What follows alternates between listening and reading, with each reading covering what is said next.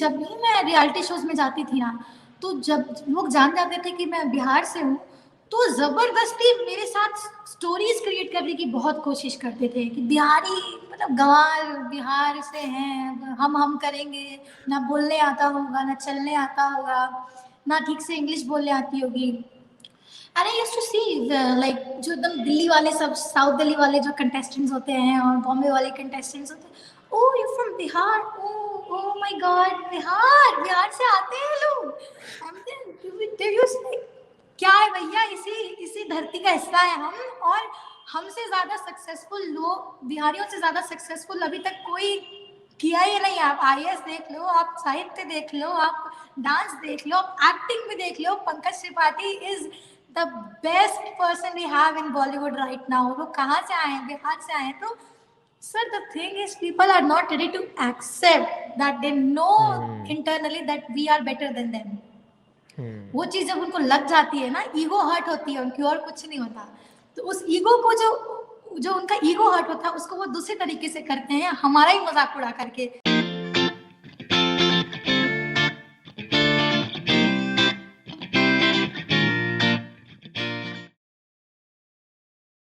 Hi everyone, good evening and welcome to Cracking the Code presented by OnFlit.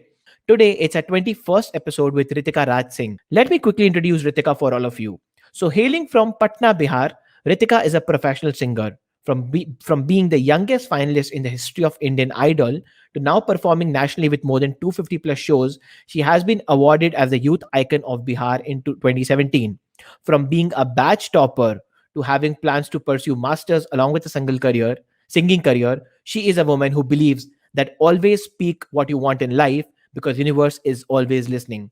Ladies and gentlemen, put your hands together for Ritika Raj Singh. Hi Ritika, good evening and welcome Hi, to Cracking the how Code. are you doing? I'm doing well. So let's start the conversation, Ritika. So the first thing I want to know from you, although there's some material already on the internet, and you are an influencer in yourself, but first let's quickly talk about your journey. Give us a brief of who you are, what you do, what your journey has been like, and what do you do right now. So take us through the entire journey, right? So it all started from Jharkhand. If I say this place where I was born, like Uh-huh. I was born in Daltonganj, which is in Jharkhand, and my father was in Ranbaxy at that time. Son Faman, abhi jiska merger hua. So Mm-hmm. I was born and brought up in a humble middle class family, and since very childhood, I had very supportive parents who used to really have a good time watching me dance or watching me sing or doing anything which I like. Initially started coming, and initially I started dancing like crazy. I used to dance like crazy. People used to Mm-hmm. literally calm me down. So I Uh-huh. would dance around all the day. I would participate in school. Annual functions में participate करती थी, हर annual function में participate करती थी. I used to dance and God knows why I always used to bag the third prize, which was a very Okay. pathetic water bottle. I never wanted that water bottle, but I was always awarded with that water bottle because I always used to come third. And this Mm-hmm. is how dance came to me. Music was nowhere in the scene Mm-hmm. at that time. I used to listen to songs and hum, but I never knew that I could sing also. Like, Mm-hmm. something like a singer could happen to me. So way back I used to then live in Bhagalpur, which is in Bihar. So when I came to Patna, I was in 6th standard. So one day my mom took me, अपने साथ मुझे लेके गई पटना में. There's a Ravindra Bhavan, which Okay. is a dance come music an institute, an art institute. So my mom took me there to enroll me for the dance classes, like Kathak और भरतनाट्यम सिखाने के लिए मुझे ले गई थी. But when I entered Ravindra Bhavan, मैंने देखा कि a handful of students were singing something, and a person had a square box playing. I didn't know what is that, and later on I came to know that that is called an harmonium. So he Okay. was playing something, and students were singing something. And that point of time, I was like, "This is such a beautiful thing. I don't want to learn dance, mom." I literally called my mom and I told her that, "Mom, I want to do what they are doing. I want to do music. I don't want to dance." So that Okay. was the day.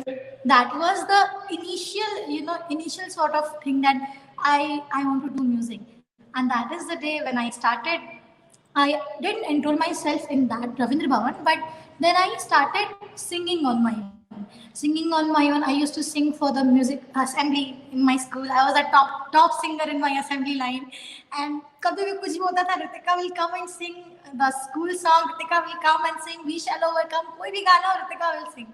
So ऐसे करते करते school की मैं एकदम star singer बन गई थी. Ritika is the star singer of Don Bosco Academy.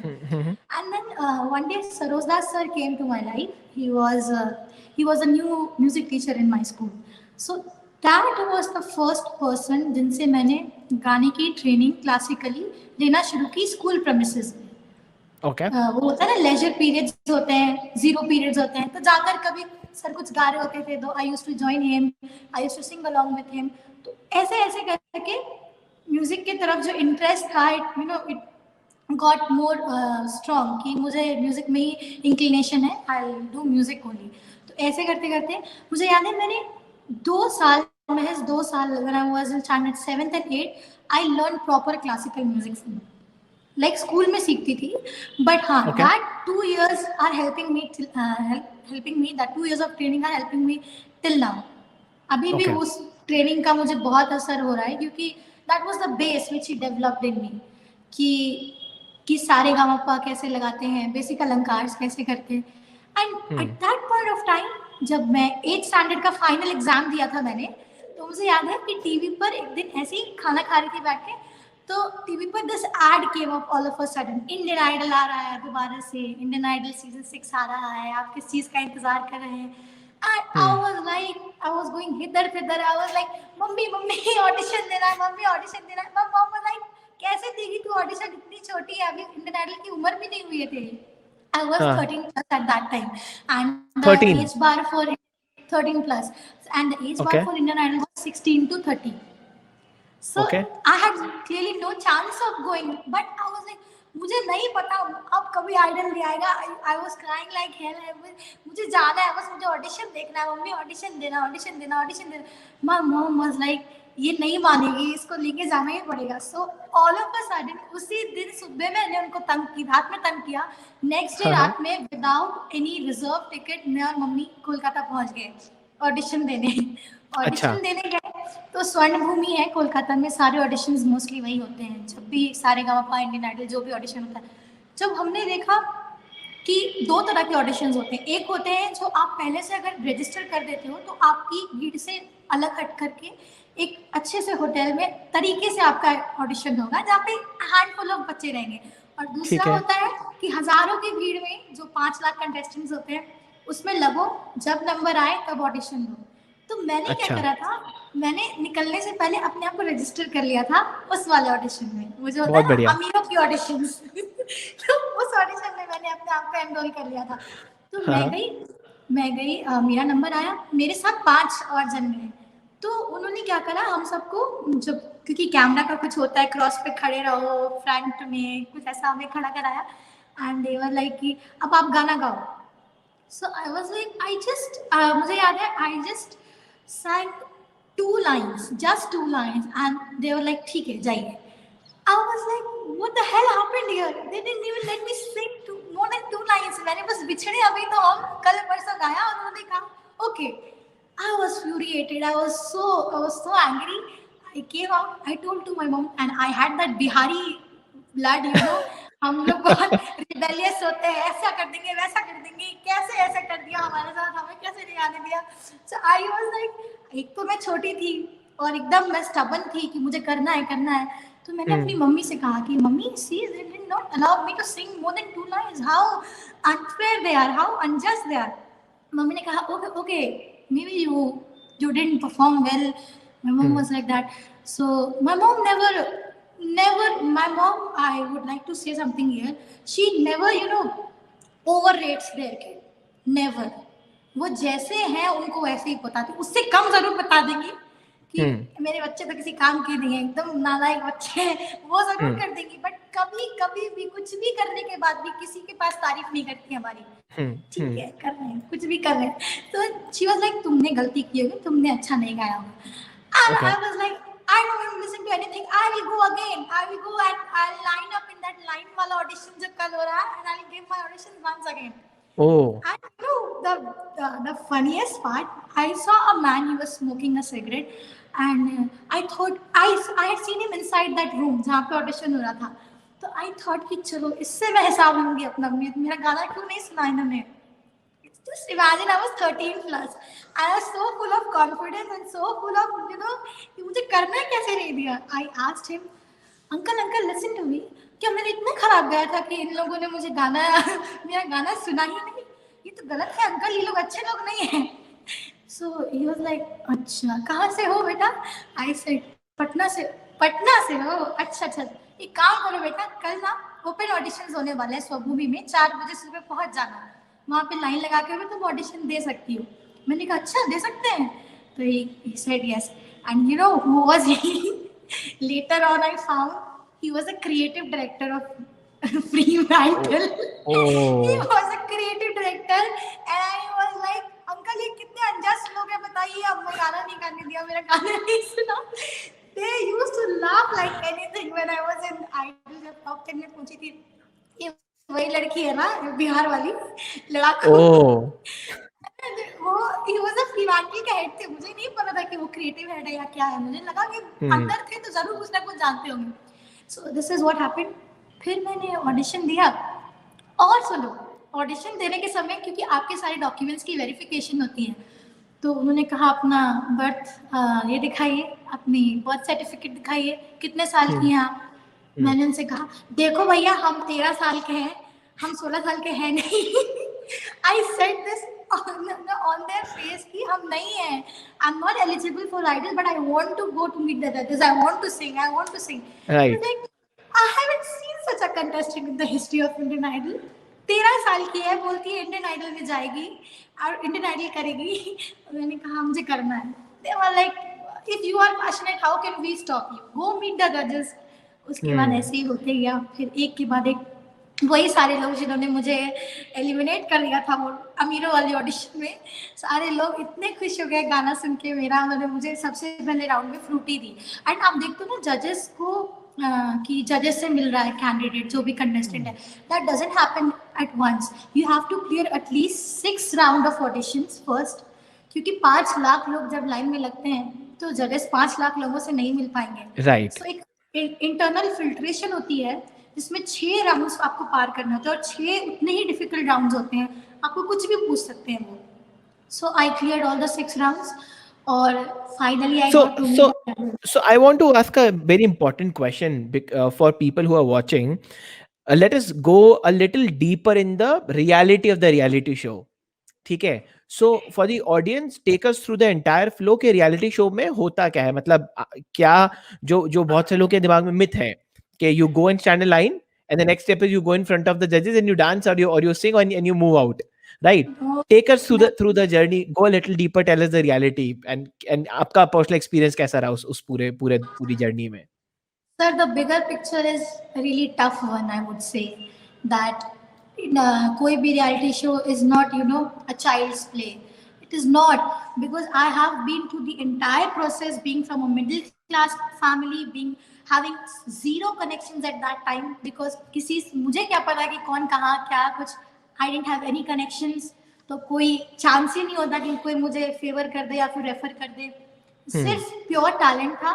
और जो भी मैं कहूँगी मम्मी पापा का जो एक ड्राइविंग फोर्स था कि जो ये कर रही है हम उसे रोकेंगे नहीं, करने देंगे, जहाँ तक भी जाती है इसका साथ देंगे जितना हो सके. So what happens is first you line up, sir. अब थोड़ा reality shows have taken a drastic shift and compared to when I was in Idol, because अब I have came across many such people who say that it is more of a planned kind of a creative kind of a thing, कि अब सारी चीजें एक जो creative team होती है पहले से डिसाइड कर लेती है कि अब क्या करेंगे करके. Okay. So it is more of a planned thing, but still I would say that Idol never Idol का जो स्टेटस है वो कभी नहीं गिरा. तो वो बहुत ऑथेंटिक एक रियलिटी शो होता है. मैं किसी को भी कहूँगी अगर आप रियलिटी शो में जाना चाहते हैं तो you must try for Indian Idol, because Indian Idol is still a platform जो अगर आप एक जेन्युइन सिंगर हैं और आपका कोई सो कॉल्ड दुख भरी कहानी नहीं है आपकी कि पापा गरीब, खानदानी गरीब, हम गरीब, तुम गरीब, सब गरीब, अगर वो नहीं है तो आप इंडियन आइडल में भी जा सकते हैं. सो सर पहले आपका नॉर्मल लाइन में आप लगते हो, ऑडिशंस देते हो।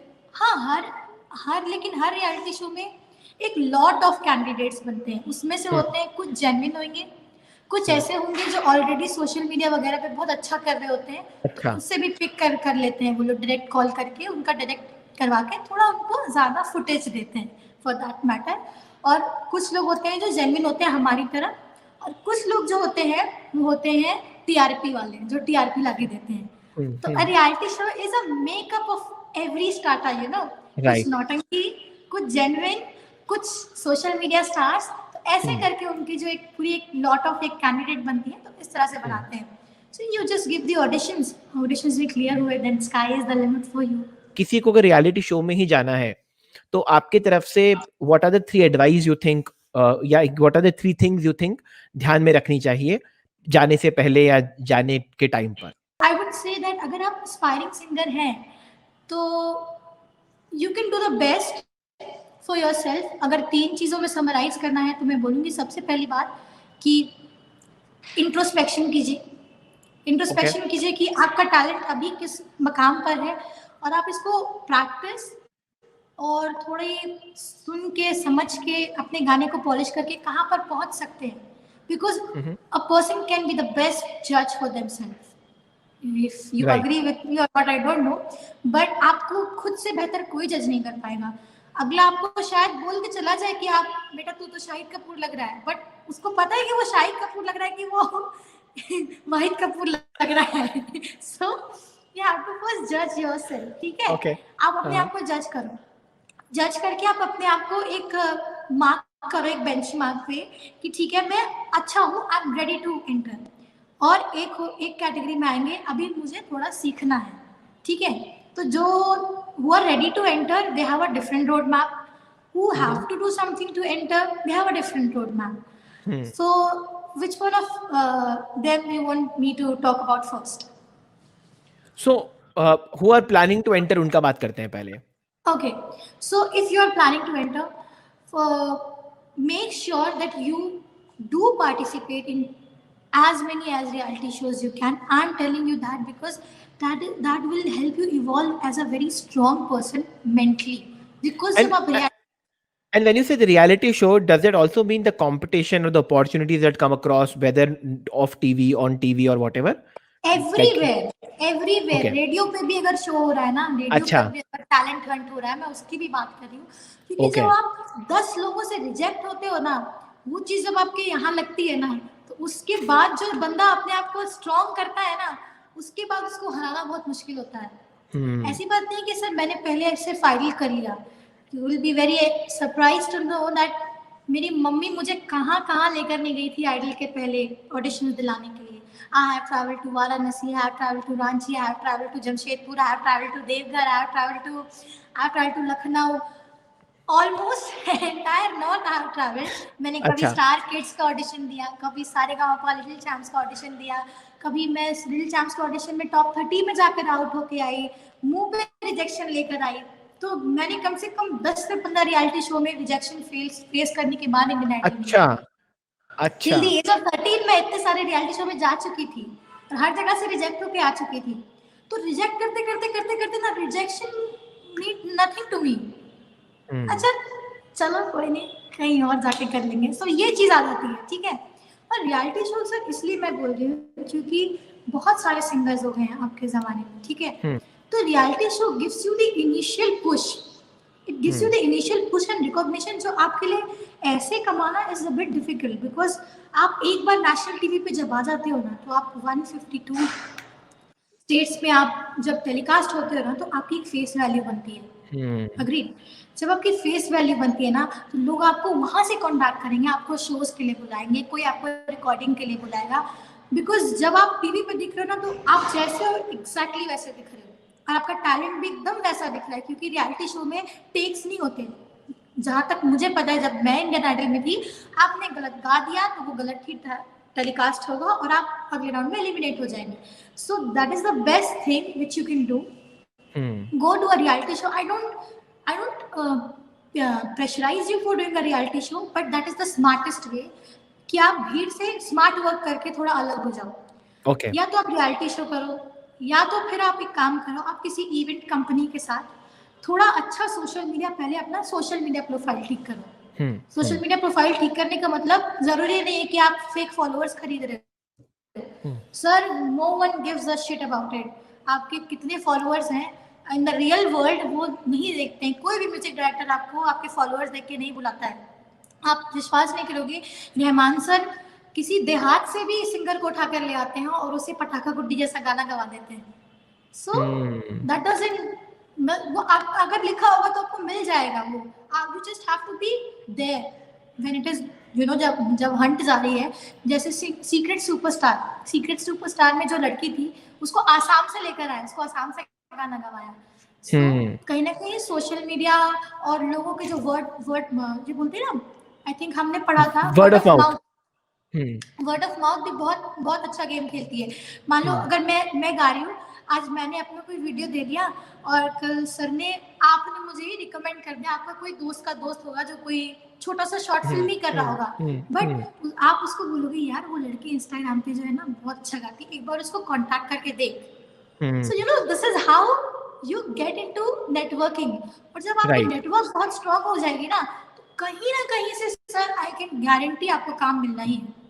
So first of all develop a social media profile जहां पर आप एक्टिवली दिख रहे हो कि मैं, ऐसा नहीं कि मैं साल में एक बार आके गा के चला जाऊंगा, हफ्ते दर हफ्ते गाओ। The third way which you can do is थोड़ा अपना पर्सनालिटी डेवलप करके गो get yourself associated with, find a good event management company for yourself. That is also a good thing which you can do to, you know, get that initial mileage and initial starting point. अगर आप किसी अच्छे event management company के साथ tie up कर लेते हो तो they do an number of shows like महीने दर महीने। तो व्हाट हैपेंस इज यू एक वो फाइनेंशियल, क्योंकि फाइनेंशियली स्ट्रांग होना, स्टेबल होना भी बहुत बड़ी बात है, क्योंकि अगर आपके पास पैसे ही नहीं होंगे स्ट्रगल करने के लिए तो आप भूखे पेट तो स्ट्रगल करने से रहे।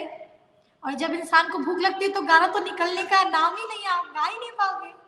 तो you can go and just associate with some of the good event companies जो कि शोज कराते हैं। और शोज कराने का भी बहुत सारा फायदा है। you become very confident when you interact with people। जब आप one on one आप गाते हो, उनका feedback लेते हो, तो that develops your personality as a performer also, because end of the day when you become a big singer you have to go and do gigs and stuff, तो वहाँ पे ये चीज काम आती है। So these are the best things people can do who are ready to, you know, start their career। एक बहुत अच्छा बात आपने बोला कि you got rejected from almost 10 or more reality shows before you got your fame or your piece of success into Indian Idol, right? What was the mindset of that 13-year-old kid or whatever 12-year-old kid back then? मतलब how were you able to cope up with that failure at that point in time? क्या दिमाग में चलता था? कैसे हिम्मत आती थी उस failure को लेने की? What was the coping mechanism? And what is the mindset now?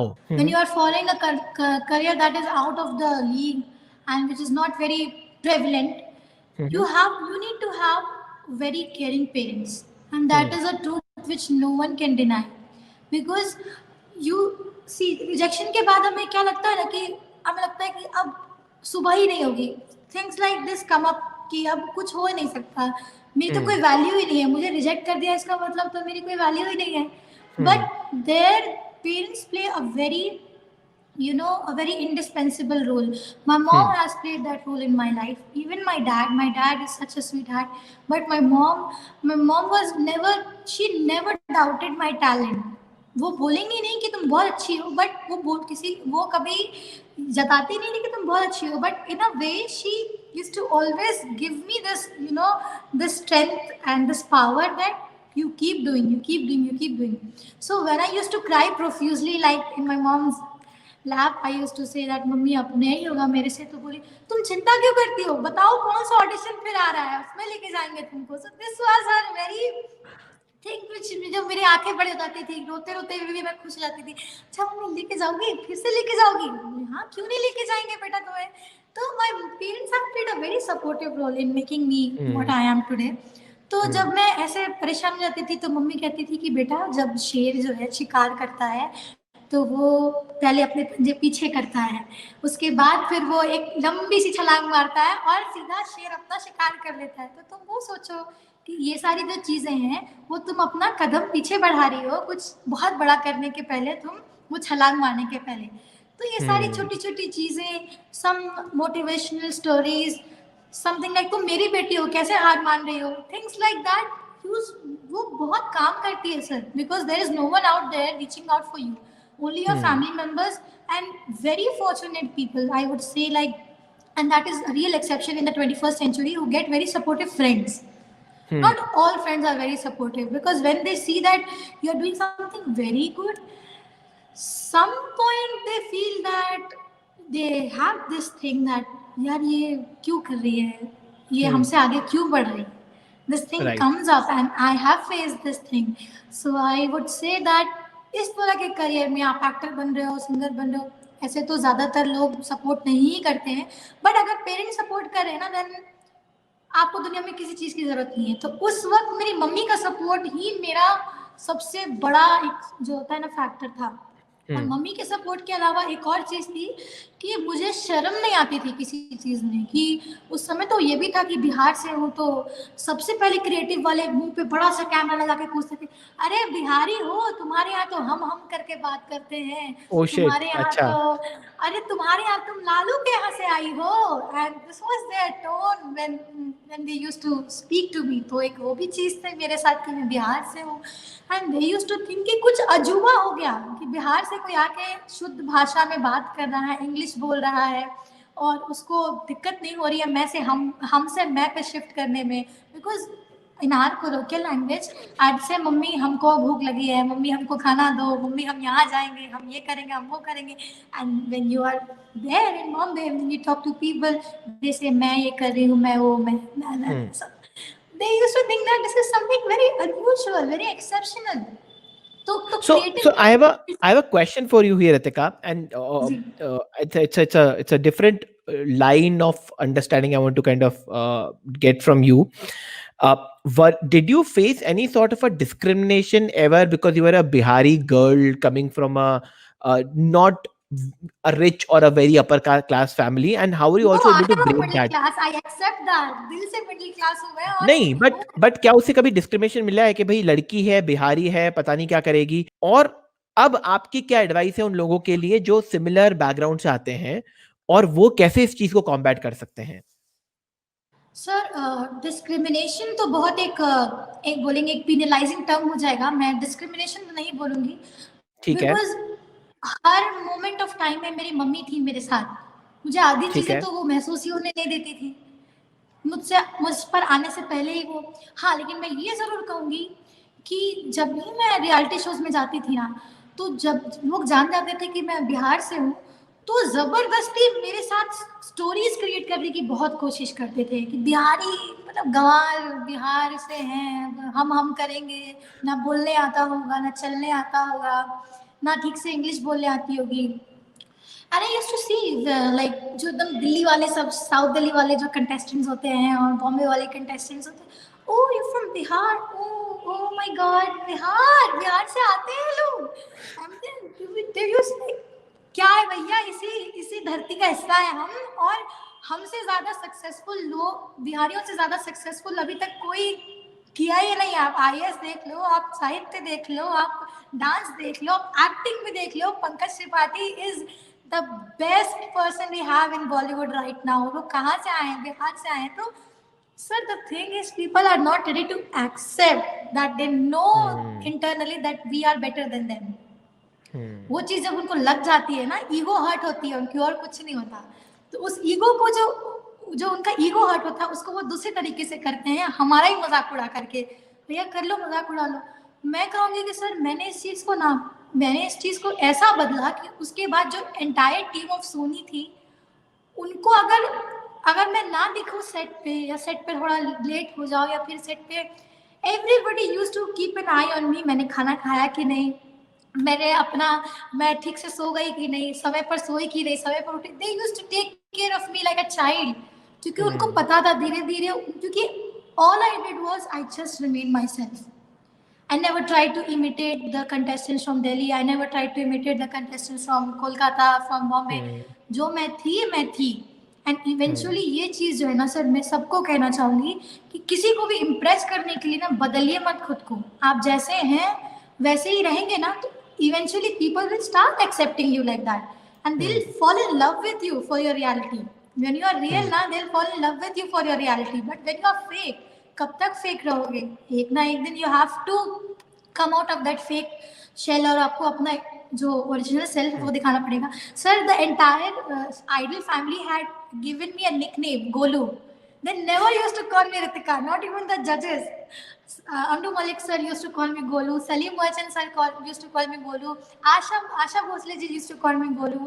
And Sunidhi ma'am was like, Golu, खाना खाया? Golu, गाना अच्छे से तैयार किया? So this was the kind of love I was getting just because I had taken advantage of me being a Bihari and being a real person. I had not succumbed to that कि मैं बिहारी हूँ तो मैं ना गंवार हूँ और मैं कुछ नहीं कर सकती। बट आई वाज लाइक, मैं बिहारी हूँ और बिहारी ऐसा होता है और मुझे ऐसे ही दिखाना है खुद को। I think it's a very strong point from breaking stereotypes point of view. I think it's a fantastic job that you've done. So unconventional career में ये भी होता है बहुत सारे टाइम बच्चे कुछ करना चाहते हैं और माँ बाप सपोर्टिव नहीं होते, राइट?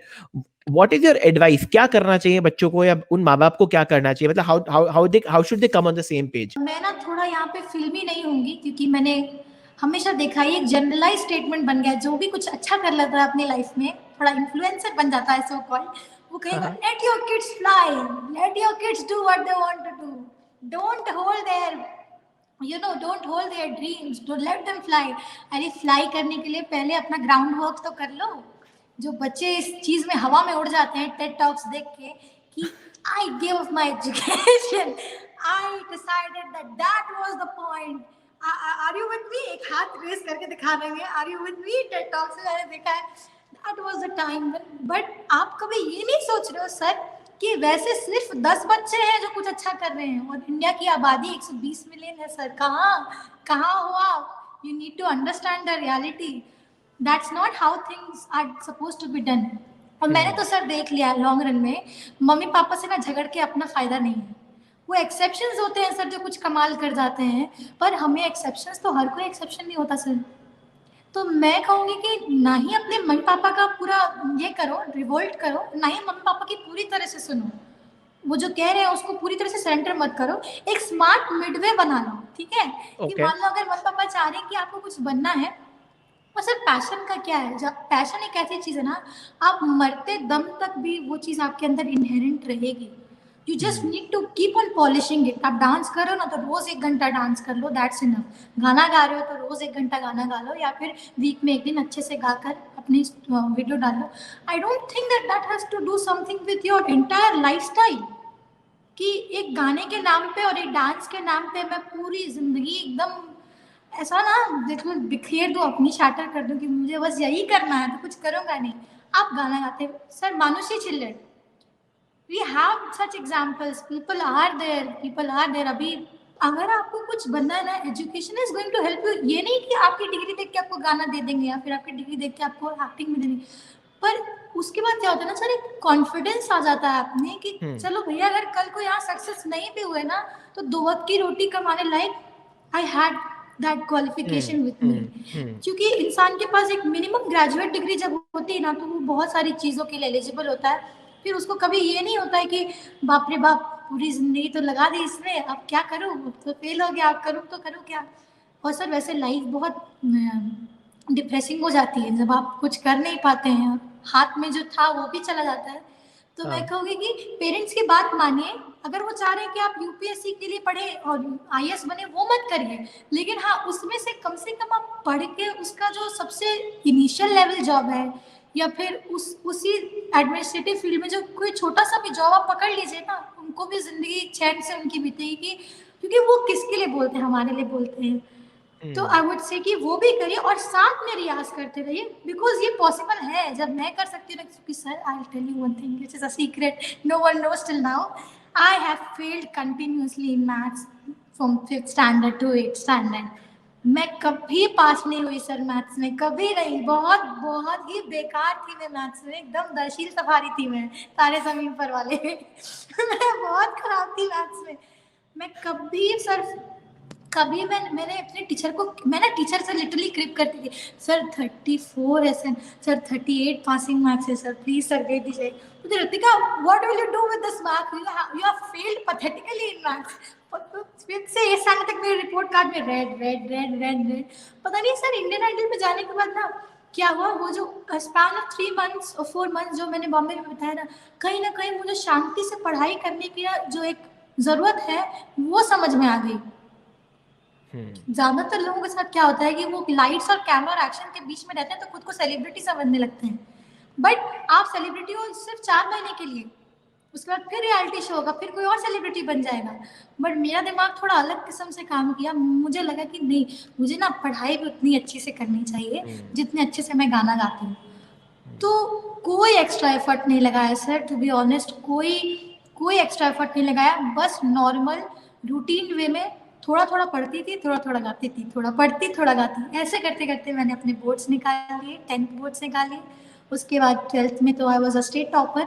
बट जब आप किसी एक आर्ट में बहुत अच्छे होते हो ना तो आपका कंसंट्रेशन लेवल बहुत बढ़ जाता है, क्योंकि म्यूजिक भी कंसंट्रेशन की चीज़ है, डांस भी कंसंट्रेशन की चीज़ है, स्टैंड अप भी कंसंट्रेशन की चीज़ है, क्योंकि आपका पूरा फोकस रहता है अपने कंटेंट पर।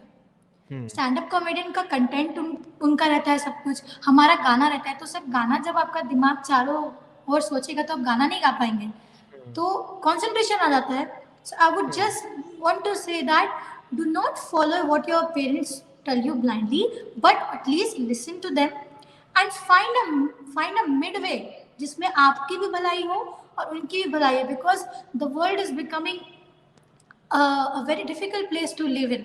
राइट। और जब आपके पास ये नहीं होता ना सर, फाइनेंशियल बैकअप नहीं होता ना, तो चीज़ें बहुत मुश्किल हो जाती है।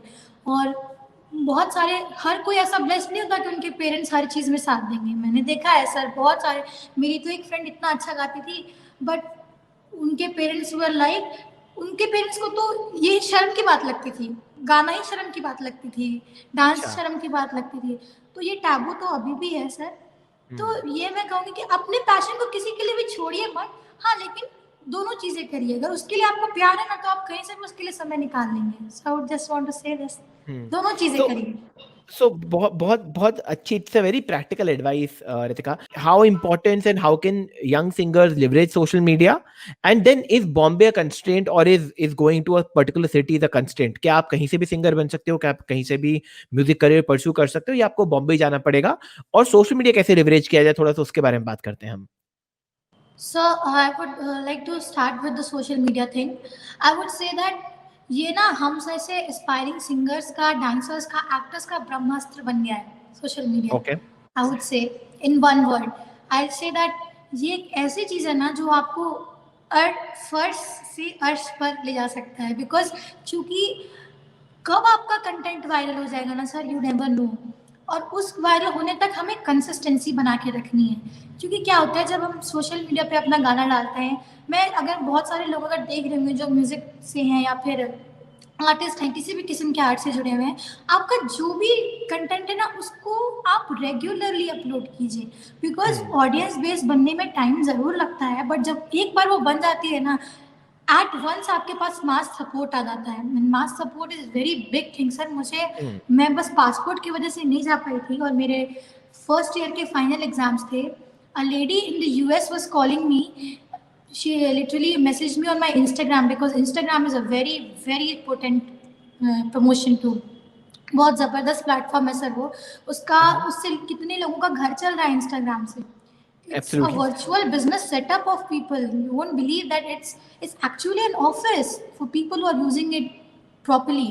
मेरे फ्रेंड्स को काम मिलते हैं सर, वो लोग इंस्ट्रूमेंटलिस्ट हैं, क्योंकि म्यूजिक में तो सिर्फ सिंगर नहीं होता, वो इंस्ट्रूमेंट प्ले करता है। उसको इंस्टाग्राम से बैठे बैठे ही महीने के 50,000 आ जाते हैं, क्योंकि उसका आर्ट इतना अच्छा है ना, लोग उसको कॉन्टैक्ट करते हैं अपने गाने में म्यूजिकल पीसेस के लिए, तो वो वहीं से उसका चल रहा है सर, उसको कुछ करने की ज़रूरत नहीं पड़ती है। एक तो ये है। उसके बाद मैंने बताया US में किसी की शादी थी, she called me and she said that I have been listening to all your short songs which you upload and I really want you to perform in my son's wedding. तो मैंने कहा ma'am अभी तो मैं आ नहीं सकती, because मैंने अपने एग्ज़ाम्स देने हैं, but I'll keep in touch with you, और अगर फ्यूचर में कुछ ऐसा हुआ then I'll definitely love to come. तो a lady in the US is contacting a girl sitting in Patna. This can Right. only happen through social media. Absolutely. और किसी के थ्रू नहीं हो सकता. तो सर सोशल मीडिया का तो इस्तेमाल हमें करना ही चाहिए. एंड सोशल मीडिया पे भी हमें हार नहीं माननी चाहिए कि कोई सुन नहीं रहा है. I started with because and followers खरीदने भी नहीं चाहिए मैं कहूँगी. Because those are not your followers. Those are something spent as a marketing का promotion आपने strategy अपनाई, followers खरीद लिए. Followers खरीदने से कुछ नहीं होता सर. Followers खरीदने, मैं ये भी बोलूँगी कि if any artist is watching me, कि आप जाके देखो, कई लोगों को आप देखोगे कि 1 million 2 million followers होते हैं, और जब आप उनके कंटेंट को देखोगे तो कंटेंट में कमेंट्स 10 रहेंगे, लाइक्स 10 रहेंगे, और आप किसी के पास जाओगे जिसके 1000 फॉलोअर्स हैं, उसके फोटो में 800 लाइक्स रहेंगे और कम से कम 50 कमेंट रहेंगे. तो here you can make out the difference. वो जेन्युइन लोग होते हैं सर. वो जेन्युइन लोग आपको रेफर भी कर देते हैं, कई दफे म्यूजिक डायरेक्टर्स को भी रेफर कर देते हैं. और अब क्या हो गया है ना, all the music directors are super active on Instagram. Super active मतलब आप एक गाना गाओ, टैग करो उनको. फॉर एग्जाम्पल अगर अमल सर का गाना या विशाल सर का गाना गाओ, गाने में टैग्स जोड़ो, विशाल सर को टैग करो, he will see your song और she will see your song, they will see your performance. और अगर आप में वो बात होगी ना, वो आपको घर से भी उठा लेंगे. अच्छा. क्योंकि बहुत ही कम होता है, पर होने को तो कुछ भी हो सकता है ना. Because at the end of the day we come back to square one, that it is unconventional. There is no defined path. तो make sure that whenever you are uploading a song, उसके original singer को, उसके music director को, music production की जो company है, उन सबको टैग करके खूब सारे हैशटैग्स का इस्तेमाल करके अपने कंटेंट को प्रमोट कीजिए. अब जैसे आप डांसर हैं, तो जो एक्टर्स हैं, कई दफ़े आपने देखा होगा कि किसी एक्टर ने किसी का डांस शेयर कर दिया. आपने देखा होगा अभी अंबानी सर ने किसी का एक बच्चा गा रहा था, सॉरी टाटा, हाँ, तो उन्होंने क्या किया, उस बच्चे का गाना शेयर कर दिया. उस बच्चे के गाने को इनिशियली 20 लोगों ने देखा, वो 20 मिलियन हो गया सर, वो सिर्फ एक शेयर के बदौलत. तो शेयर करने के लिए आपको अपने आप में से इनहिबिशन हटानी पड़ेगी कि मैं अच्छा नहीं करता हूँ. सबसे पहले सेल्फ डाउट छोड़िए, और जो आप कर रहे हैं ना उसको लगातार कीजिए. तो you never know, you might and up getting a good offer. Fantastic. What a great conversation. Let's move to the rapid fire now. So one word, one liner, very brief answers, and we'll quickly then move on to rapping. So my first question rapid fire is, what is the next big plan? So फिलहाल तो my next big plan is to get a good educational degree. Okay. And apart from that, I'm already earning from the shows which I do. I get a good sum of money, but my next big step is to get into music full-fledged, because till now I was waiting for my education to get over, because just 2 months, October में मैं graduate हुई हूँ officially. So all these years after Idol, I was throughout in Patna. I was living in Patna. I completed my schooling, and उसके साथ साथ मैं बॉम्बे जाती थी, आती थी. But my next big step is to go and settle in Bombay, because you have to be in Bombay if you have to do playback singing, because most of the directors live there, and most of the film work is there itself. So my next big plan is to go and start plunge into this industry full-fledged. Okay, fantastic. Who's your favorite singer? Sir, it's Lata ji, definitely. Okay. Who's your favorite musician, or tell me a music director you aspire to work with? I would really love to work with Pritam Da and Amal Malik.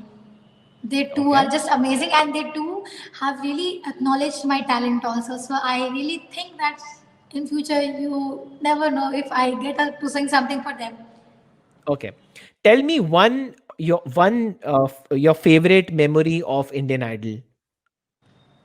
Sir, the bestest memory was when I was selected for the top 18.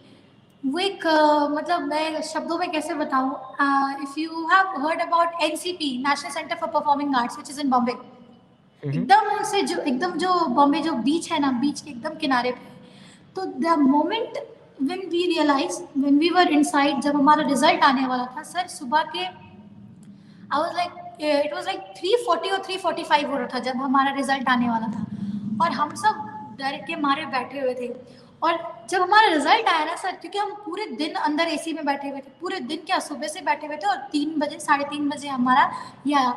और जब हम जैसे ही बाहर निकले ना sir, bright sunlight, बिल्कुल sunrise जो था ना, वो सनराइज मेरे एकदम दिल में बैठा हुआ है। जो मैंने जो उस वक्त जो सनराइज देखी थी ना, मुझे उससे ज़्यादा खुशी कभी नहीं हुई थी सनराइज देख के, क्योंकि अचानक से आप एक 18 घंटे के रिग्रेस ऑडिशंस में हो, और जैसे आप रूम से बाहर निकल रहे हो और अपनी ब्राइट सनलाइट देख रही हो ना, और वो भी मुंबई के नदी के किनारे, जुहू के जो जुहू बीच है उसके किनारे, तो मैंने वो चीज़ मैं कभी मतलब वो बयान नहीं कर पाऊंगी अच्छे से। और दूसरी चीज़ जो है कि ज़िंदगी सफल हो गई सर, क्योंकि लता जी से मिलने का मौका मिला उनके घर पे, जो कि अच्छा। कितने सारे एस्टैब्लिश सिंगर्स भी नहीं मिल पाए आज तक उनसे।